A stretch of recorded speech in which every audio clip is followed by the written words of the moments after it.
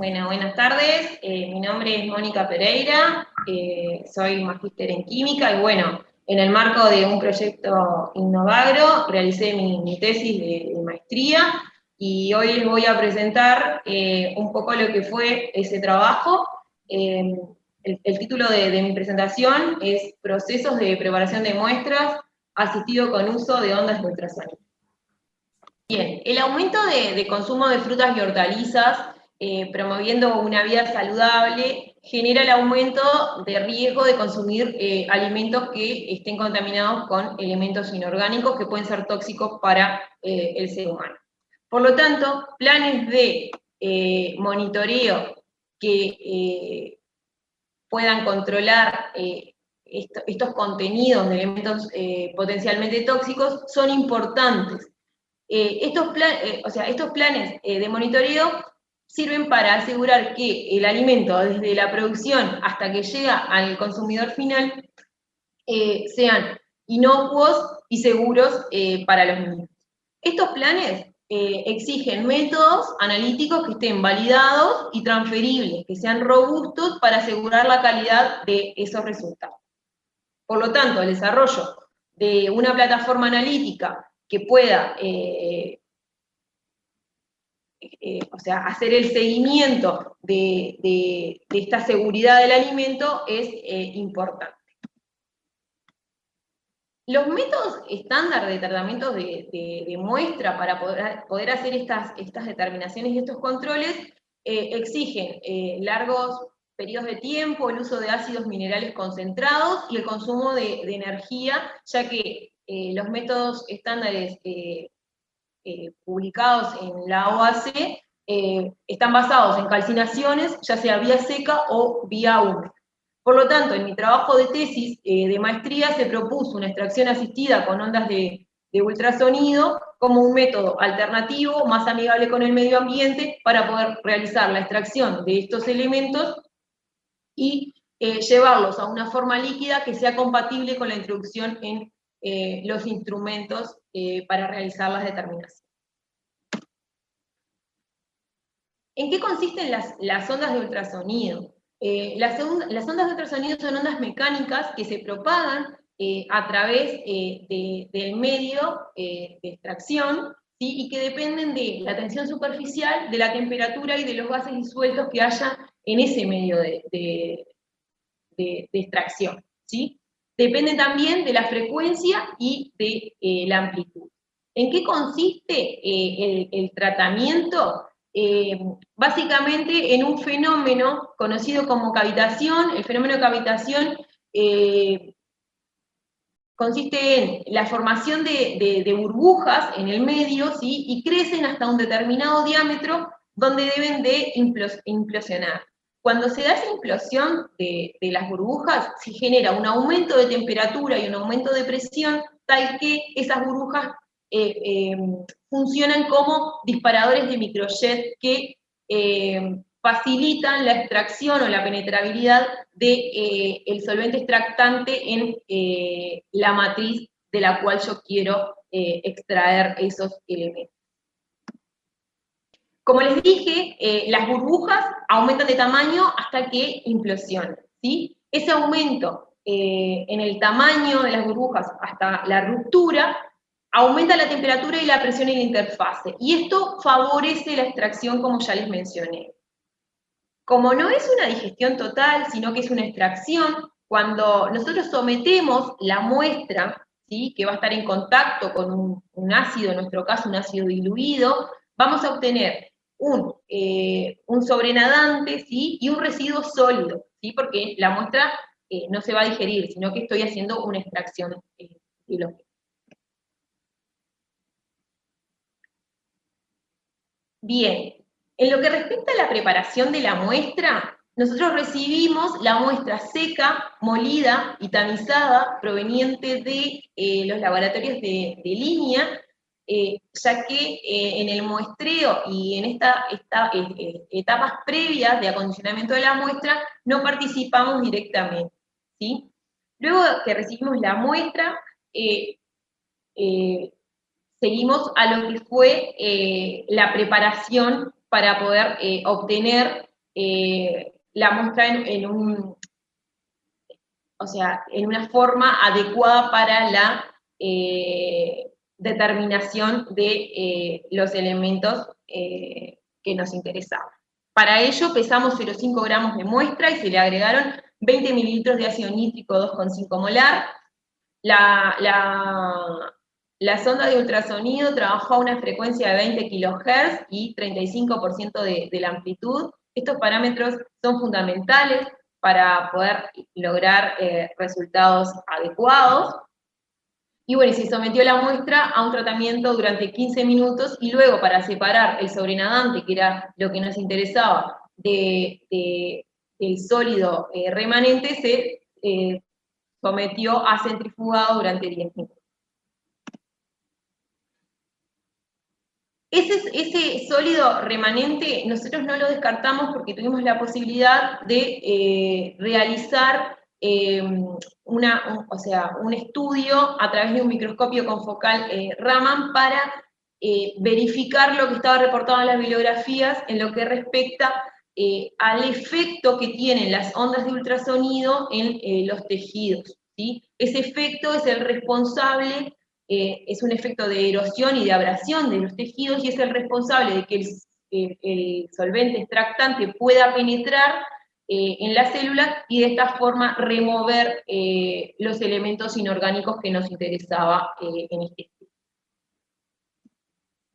Claramente, cuando realizamos la toma de las imágenes a través de esta microscopía, que permite ver más a nivel estructural que lo que es un microscopio convencional, se ve claramente que hay una ruptura en lo que son las estructuras, ¿sí?, con respecto al control, y ya a los 15 minutos los cambios estructurales son mucho más notorios. De hecho, a los 20 ya se ve que queda como una superficie lisa. ¿Por qué? Porque el fenómeno de cavitación está rompiendo esas paredes celulares, ¿sí?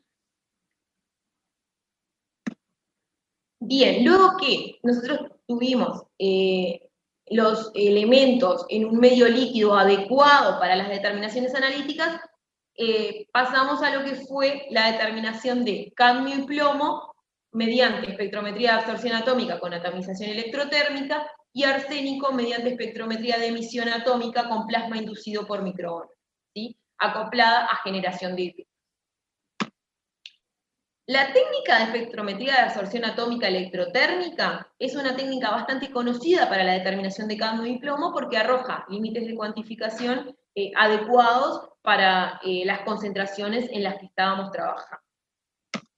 En el caso de la espectrometría de emisión atómica con plasma inducido por microondas, este equipo posee la ventaja de que el plasma no se mantiene con una corriente de argón como el caso del ICP óptico o el ICP masas, sino que se mantiene con nitrógeno, ¿sí?, que se genera a través de un compresor.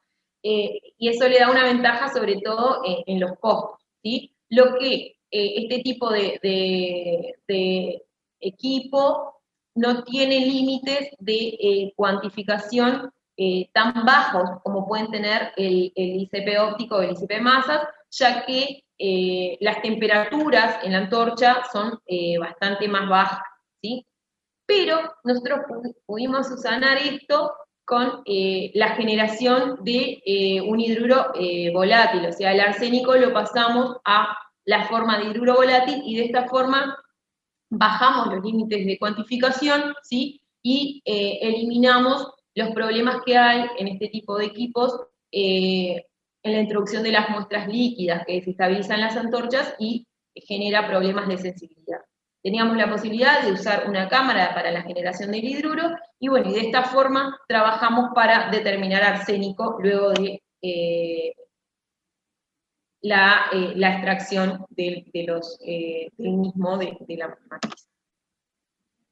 Bien, el método de extracción con sonda de ultrasonido claramente lo optimizamos utilizando un diseño central compuesto, utilizando material de referencia certificado de hojas de espinaca.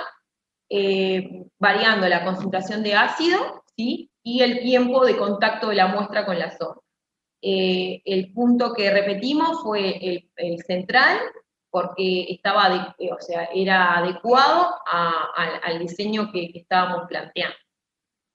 Luego obtenido los resultados de la respuesta, o sea, nosotros evaluamos el porcentaje de recuperación con respecto al valor que estaba reportado en el certificado. Trazamos las superficies de respuesta utilizando Minitab y, o sea, en base a esto, decidimos cuáles eran las condiciones óptimas y la concentración adecuada de ácido nítrico para poder realizar la extracción. En esta decisión tuvimos que, capaz que en alguno de los elementos, sacrificar un poco la sensibilidad para poder obtener un único método de extracción. Y las condiciones óptimas fueron 15 minutos de contacto con la sonda y una concentración de 2,5 molar. Luego que la metodología estaba optimizada, se procedió a lo que fue la validación de o sea, la validación de la misma, ¿sí? Evaluando las siguientes cifras de mérito, y estos son los resultados que obtuvimos. El método de la sonda, o sea, de tratamiento con la sonda de ultrasonido, lo comparamos con un método que se tomó como referencia, que era un método de digestión total, y bueno, claramente podemos ver que los límites de detección y de cuantificación obtenidos, algunos están del orden a lo que era nuestro método de referencia y otros están por debajo, ¿sí? Y se mejoró mucho lo que fue la precisión a través de la evaluación de la repetibilidad. Luego de esto, se procedió a